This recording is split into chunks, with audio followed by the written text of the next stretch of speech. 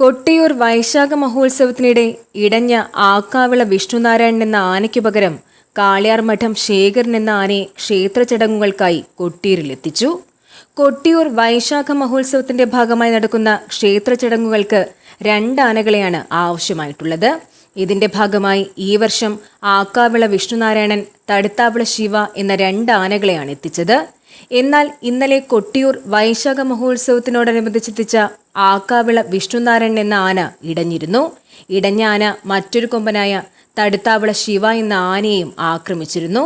തുടർന്ന് ആക്കാവിള വിഷ്ണുനാരായണനെ ലോറിയിൽ കയറ്റി തിരികെ കൊണ്ടുപോയി.